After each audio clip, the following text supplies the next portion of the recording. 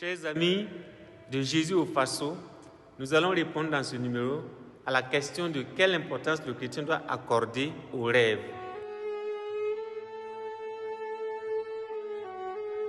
Les adeptes des sciences des rêves pensent que nous pouvons définitivement tirer un sens de nos rêves.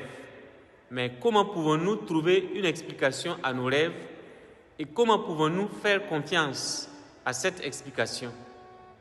Comment faire la différence entre un rêve significatif et un rêve aléatoire? Puisque notre présentation se veut un bref aperçu sur ce que nous enseigne notre Église sur nos rêves, je préfère préciser, avant d'aller plus loin, que nous ne pouvons pas nous attendre à trouver des réponses toutes faites à cette question. Doit-on suivre nos rêves dans la Bible qui est notre base?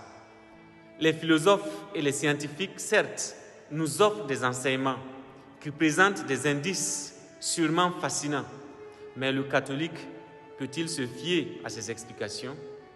Le Bouddha, lui, par exemple, explique qu'il y a 3 sortes de rêves. Les rêves qui proviennent d'un trouble corporel, les rêves symboliques et ceux dans lesquels les événements futurs sont clairement prédits. Lorsque l'âme, dit le Bouddha, est dans un état de parfaite pureté, elle est capable de recevoir une révélation directe de l'être supérieur, de l'être suprême. Ce qui est sûr, il y a dans le sommeil quelque chose de mystérieux qui semble, depuis les temps les plus anciens, avoir impressionné l'homme et éveillé sa curiosité. Comme tous les phénomènes dont les causes ne sont pas évidentes, le sommeil, au cours du temps, est venu à être considéré comme l'effet d'une action divine et donc comme quelque chose de sacré. Il semble d'ailleurs que depuis l'Antiquité, le peuple arabe a toujours manifesté de la vénération à l'égard d'un homme qui dort. Allez-y comprendre. Mais le mystère du sommeil est davantage renforcé par le phénomène du rêve qui l'accompagne. Les peuples primitifs, incapables d'expliquer la psychologie du rêve ou de découvrir les causes du sommeil, ont observé que si l'homme peut, lorsqu'il est éveillé, contrôler ses pensées et ses fantaisies, il est totalement alors incapable, lorsqu'il dort, soit de réaliser les rêves qu'il pourrait se souhaiter, soit de diriger et de régir ceux qui s'offrent à ses facultés.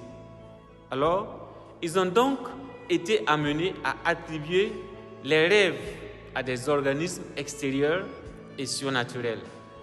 Par exemple, ils les attribuaient aux dieux dont on croyait que le pouvoir se manifestait par des effets naturels tels que les orages, les tremblements de terre, et ces dieux qui pouvaient donc aussi bien envoyer leur communication aux hommes à travers les rêves ou dans les rêves. Ces croyances des peuples primitifs ont conduit à la persuasion que les personnes favorisées par des rêves fréquents étaient sacrées et qu'elles étaient des intermédiaires choisis entre la divinité et l'homme. Alors, loin d'être écartées par les progrès de la civilisation, ces idées se sont développées avec cette civilisation et ont été même, dans une certaine mesure, je le dirais, systématisées, comme le montrent notamment les archives des peuples, des anciens peuples d'Orient.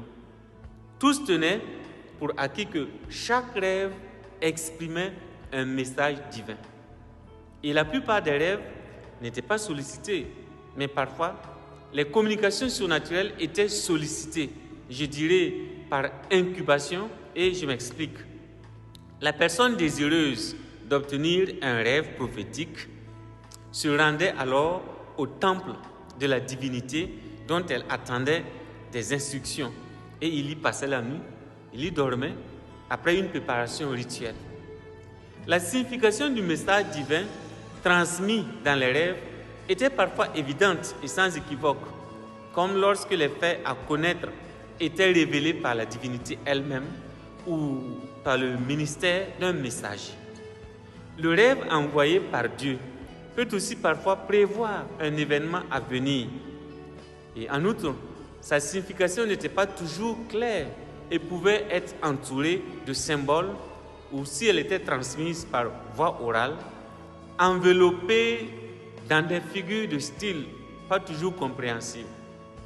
Dans les deux cas, la connaissance de la signification du rêve dépend de l'interprétation. Et comme la plupart des rêves ne véhiculent pas de message clair, alors la tâche consistait à déployer des symboles et des figures du rêve, et cette tâche s'est progressivement transformée en un art plus ou moins associé à la divination, et ce sera le numéro que nous allons voir la prochaine rencontre avec vous, que je vous sais nombreux qui prenez au sérieux cette page qui vous est ouverte, Jésus aux façons. Dieu vous bénisse au nom du Père, et du Fils et du Saint-Esprit. Amen.